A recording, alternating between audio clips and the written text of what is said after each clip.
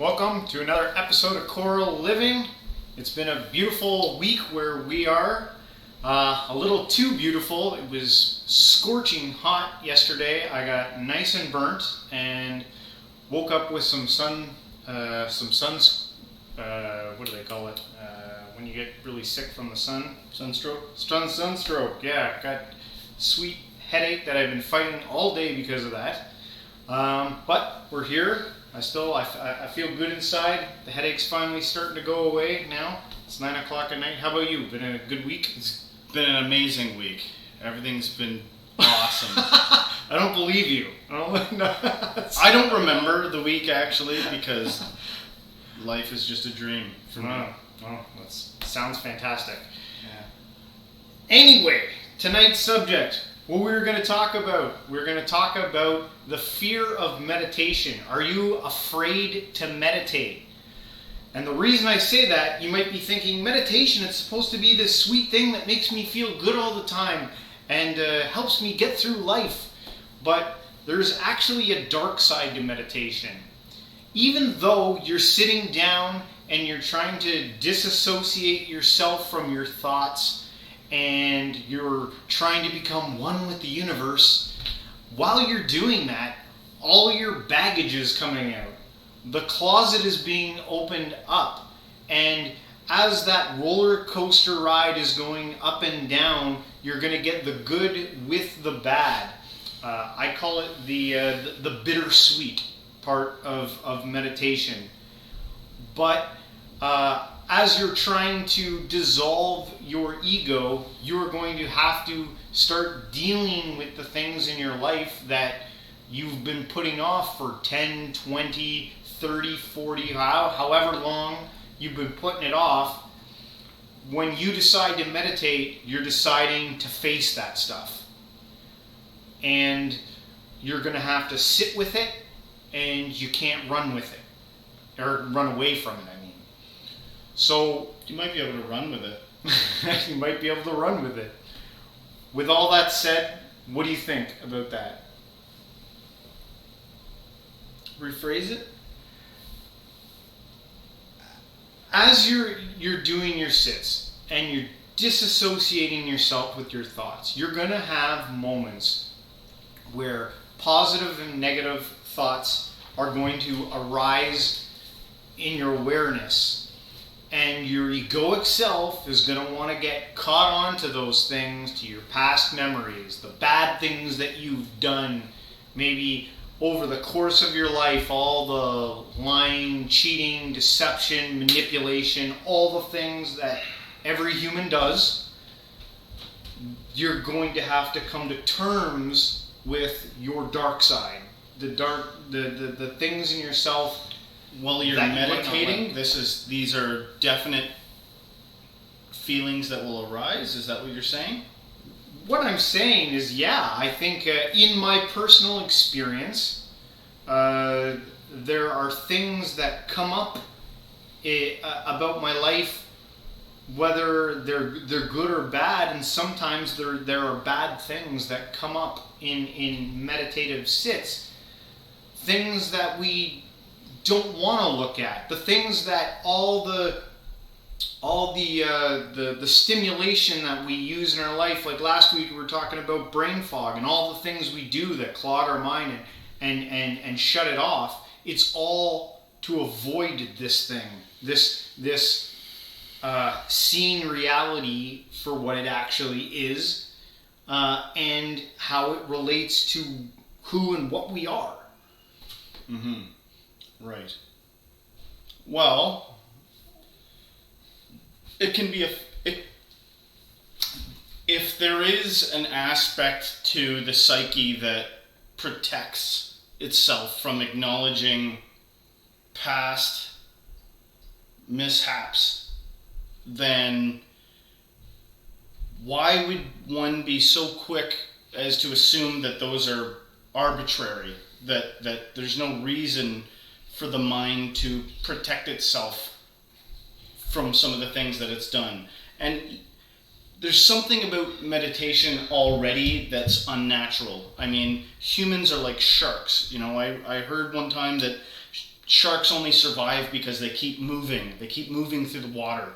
And if a shark stops moving, it'll actually suffocate. It has to do it so that it oxygenates the gills or something like that. I don't know if that's true or not. So if you put the human psyche in an unnatural position where you force it to sit still, and then all these subconscious things are bubbling up, and you're forced to face them, then I do think that you need to be cognizant and aware that there are things worth being. It's worth it to acknowledge that maybe you have to acknowledge that to some degree your brain is looking out for you, or your mind is looking out for you in the way that it's kept hidden some of these things.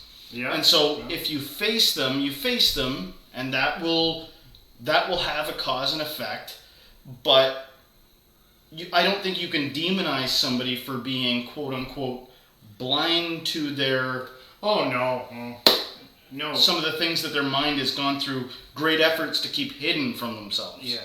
Well, we were talking about this side of I think that as you meditate and you grow in your practice, your mind has done such a fantastic job of protecting your ego for so long that it's going to slowly allow you to filter through those things, at least in my experience. I'm sure maybe some things might come on like an onslaught. In my experience, I find like it's like you're only, if you want to call it your higher self, is only allowing you to face what it knows you can handle. What was that Bible verse you said? I like that Bible, you quoted that Bible verse about the...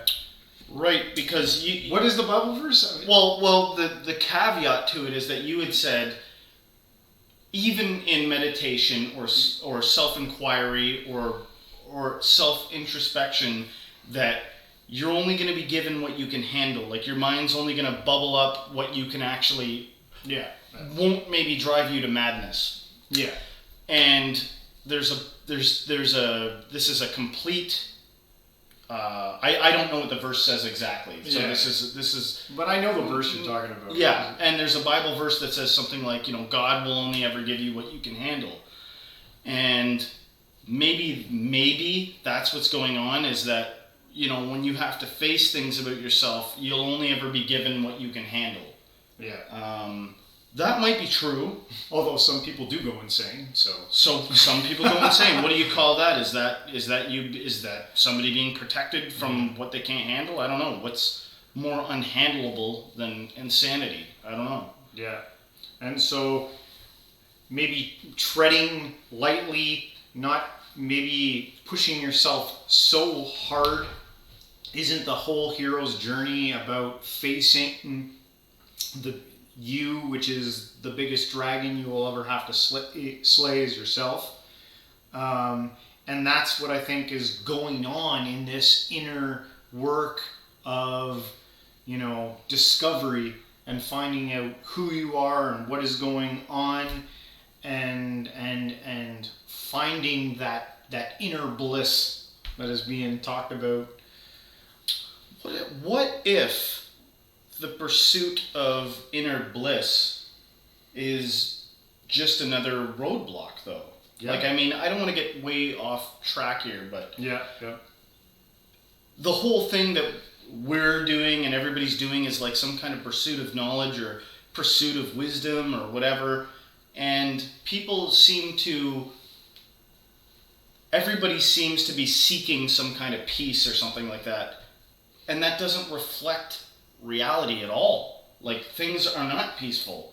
There are tons of species that outside of human influence every day go extinct. The universe is violent by its nature. There's supernovas happening all the time. There's volcanic eruptions. But we are also the ones that label it as... We label it as a bad thing. So if there's chaos in the mind and we're like, oh, that's bad, I need to seek some kind of peace. Can you be sure that peace is what nature intended? I don't know. And this what's the topic? The fear of the fear of meditation, because you may have to face your dark side or something like that, or face some things about you in quiet introspection, or something may come up in the psyche that's hard to face. It all it's like I said a couple of weeks ago. You decide your level of involvement. Yeah. And how much do you have a taste for truth, and how much is that repugnant and something you don't want to investigate? Yeah. It's up to the individual. Well, I'm going to take it to a more surface level fear in meditation. I was thinking of this. Could be simply that you think you look ridiculous when you're doing it. Like, I can't, in my early stages when I was just starting and I was doing it, I felt weird. I was like, what am I doing? I'm sitting here, what if someone sees me? like it matters, but I'm sure that's a thing. Well, people... I agree, and I see I think I see what you're saying, and I think that there's a barrier there that for truth seekers out there, we want to break those barriers. It's like, what is it about this that makes me so cautious about doing, holding my hands out or being still or something like that? What is it about this unnatural behavior? Because again, humans are very action oriented. It takes so much. One of the biggest things people complain about when they go to the doctor is, I can't sleep. Because they got to do they got to drink a glass of warm milk and a bunch of cookies or some alcohol or something just to shut their brain off to go to bed. And you're literally doing nothing. When you first start meditating, your mind is going to be like, go check your email. Get up, go do something. Stop. Don't just sit here. Who sits? That's the ego. That's the mind being unsatisfied with that behavior. So, I think that could be a real thing, is that one of the tricks the ego might play is what are you doing? What do you do? You could be making money. You could be making cash money, and you're sitting still. There's another thing that I didn't even bring up when we were talking earlier, was if you come from a traditional religious background, we were raised pretty fundamental Christian background, you're taught to don't do that. That if you meditate, you're going to let the demons in. Yeah. I heard that. I heard that recently from somebody. That was talking about the use of psychedelics or something, and they were saying, maybe that opens a door to demonic influence and stuff like that. Psychedelics is another level. I was thinking the plain old cold straight meditation. But we were taught, I remember that when we were kids, it was like, these Eastern mystics tell you to clear your mind, but if you clear your mind, you make room for the devil. What you instead should be doing is consuming the bread of the Lord daily and filling your mind. Yeah, it's the opposite. Fill your mind with scriptures daily. Yeah. But I don't think that leaves no room for demonic entities. Yeah. But so there's a lot of people that I think are they're super trepidatious about the idea of meditating for all kinds of reasons. One, it seems like a waste of time. Two, it may be that you have some kind of religious dogma rolling around in your head. Well, I've listened. In my earlier days, I was looking up all the people who are frowning upon meditation, I go on YouTube and be like, why shouldn't I meditate? And it was always usually associated with religious fundamentalism, saying all the stories that people. I think I listened to one girl say I was meditating and I got dragged by demons. Mm-hmm. And they even say there is a thing that there's this thing that your body can do when you can convince yourself so badly of all that stuff that your mind can make you feel like something's pulling on you. Well, how about this? This is a very dark concept. But imagine if you were involved in something traumatic when you were younger, and your mind worked very hard to suppress that. Right. And then in meditation, all of a sudden it came up, and you went crazy all of a sudden, realizing something. Yeah. Then you could have a whole panel of doctors being like, "Don't meditate," because if all this suppressed stuff may bubble to the surface. Yeah. It depends. Everything with this stuff, to me, to spirituality, depends on it's building a tolerance for truth. That's it. The truth doesn't care what the outcome is. It's going to be the truth either way. And a lot of this stuff seems to be built for truth seekers. For every student that came to the Buddha and was like, "Give me peace," or every student that came to any kind of guru and was like, I'm a disaster, just give me peace. They're led through this winding maze of things that seems to be what if the truth doesn't give you peace? What if the peace comes from accepting the truth? I don't know. Maybe that doesn't make any sense. No, I hear what you're saying. It's tread lightly. You don't have to push yourself beyond what you feel comfortable with. Starting a small practice and seeing how you feel and working with it and growing. I just thought this was a good subject to bring up because I think anyone who's gonna put on rose-colored glasses for you and tell you that it's just going to be sweet sailing once you start meditating. They haven't been meditating for very long. I find it like a roller coaster ride. It has ups and its downs. And I call it the bittersweetness, but do you care about the truth? Yeah. At the end of the day, there's people out there that are completely self-deluded. There's a whole swath. Most people are probably diluting themselves daily, just not accepting what's what. And can you handle the fact that even if you knew what's what, it wouldn't fill your pocketbook? It's not going to fill your bank account. It can't be monopolized. Necessarily. But think of the Matrix. When Neo comes out of it, was he living a better life? When he came out of the Matrix and had wires coming out of him, and then he's got to live on a ship wearing raggedy clothes and eating goop for the rest of his life? He cared about the truth more than anything. And I'm not saying that life is like the Matrix. That's not what I'm trying to say. I'm just saying that for those that care about the truth, for those that have ears to hear, they'll hear. And for those that are deaf, then ain't going to be able to, spiritually deaf, they're going to be uninterested. It depends on where you land, and that's maybe not even your fault. It might just be how you're built. Whatever. That was a ramble and a half, but... Well, we've had quite the discussion tonight. It's been good. I think we should get into our sit now. I think we covered a lot in terms of the fear of meditation. Now that we've scared you, come sit down with us for 20 minutes and meditate.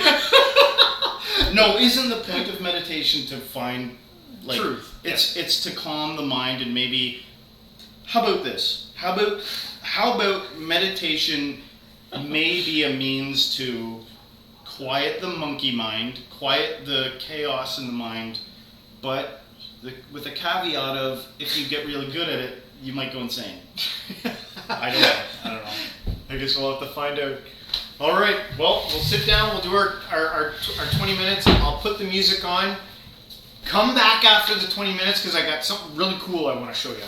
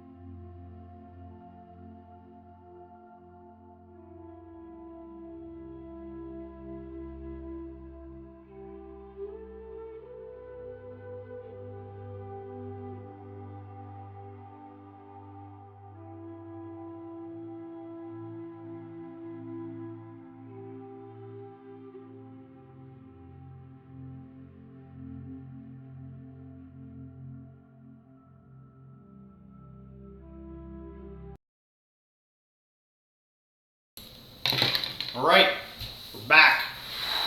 It was a good meditation for you. Oh, stretch out the back. I got something cool I want to show you. I got a kick-ass birthday gift from this guy right here. A couple of weeks ago, was it last week or I don't know? But I've been playing with this ever since I got it. And we usually look at spiritual things after we do our meditation with scriptures or something like that.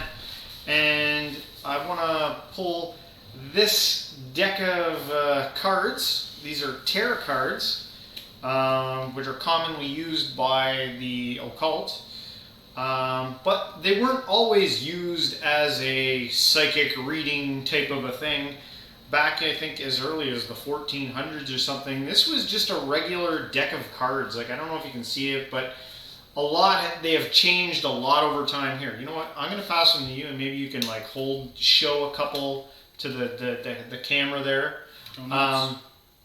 But the cards, look at, there, you can, yeah. The cards, they morphed over time. There was like 22 main cards that had these pictures on them and stuff like that. And then the other cards, there's 78 in total, had numbers like kind of like diamonds, clubs, and spades, but they were symboled using like a cup, a pentacle, a staff, and a sword. And there was 10 cards each with an ace, a king, a queen, and a page, which I guess would be like a jack.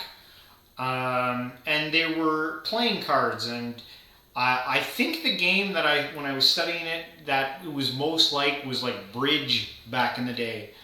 And so Justin right now is showing you like the main arcane cards. Maybe you can show him a couple of the sword, the pentacle. You can mix them up if you want. I don't care. That one looks good. But Hangman. Yeah, they used to play cards with them. It wasn't until I think the late 1800s, early 1900s that an occultist got a hold of the cards and started divining, mystifying the cards, putting astrological signs with the cards and stuff like that. And then I think it was in 1908 that there was a woman who did all the drawings for the most popular tarot deck. What you're seeing right now is the most popular tarot deck in the world. It's called the Radiant Rider-Waite Tarot Deck. Well, the Rider-Waite Tarot Deck is one. Radiant is a variation. Oh, okay. Of that. But it's the most common of the tarot decks. And what the woman did with the pictures is she took all the plain all the plain ones, not the 22 ones with all the drawings on them, but she took the others that just had the symbols on them, and she made drawings with the symbols on them to make them more useful for tarot reading and stuff like that. And they're pretty cool, and it's amazing how much meaning goes behind every single card. If you start studying it, you can watch like YouTube videos. I've watched a bunch, and every one is like an hour to 2 hours long, explaining what the symbolism between every card is, and then that symbol, like all the meaning on that card, as soon as you flip it upside down, it gets a whole nother meaning, like the opposite effect of the card. The other neat thing about it is that there's tons of different types of decks. Oh yeah, zillions. And different magicians and stuff like that have even made their own decks. Like Aleister Crowley has his own deck that he made called the Thoth deck, which is based, I think Thoth was some kind of Egyptian god or something like that. And Aleister Crowley made a very hauntingly beautiful deck. Yeah, there's some pretty cool. Like I watched a video on that, and there's like tarot deck stores. You can all the way from like the crazy spiritual dragons, demons, angels, even the gummy bear tarot deck. From the choice of the color on the tarot deck to the choice of what you might consider sacred geometry to how the images are balanced, to everything. Yeah, There's so much to it that you literally can pick some of these things up, and at least I've felt it, where you're looking at it and you're like, this is a portal into some kind of other dimension, some of the images. It's hard to explain. No. Again, for those that are inclined towards that sort of thing, they may pick up on that, and then, I don't know. Yeah, I'm playing with it. I'm gonna see what I can learn from it. But it looks like it's one of those things like a musical instrument where, it takes you an hour or two to get the basics of it, but it would take you a lifetime to master the feeling, especially if you got into tarot readings and you're doing your friends and stuff like that. You could spend a lot of time building a craft at how to get good at it. But yeah, I thought that was pretty cool. So I think that pretty much wraps things up for tonight. I hope we didn't scare you too much. I still think that there's a beautiful thing to meditation. I still think there's a brighter side to it, and that you should keep it up. That was kind of just like a warning episode that, hey, there is this element to it, and you should be aware of it. So many, we've talked about this before too, that so many spiritual books open up with some kind of ooh. Yeah. For those that open this book, beware. Now there's no going back. Now that you've started this path, but it's no different than taking a hike in the woods. You wouldn't not do that, would you? Once you start your hike, you still have to come back. Still got to come back. So, whatever that means. So, anyway, I hope you guys join us next week. I post all this stuff. I leave the highlights on my Twitch channel, and I also put it on YouTube at Coral Living on YouTube.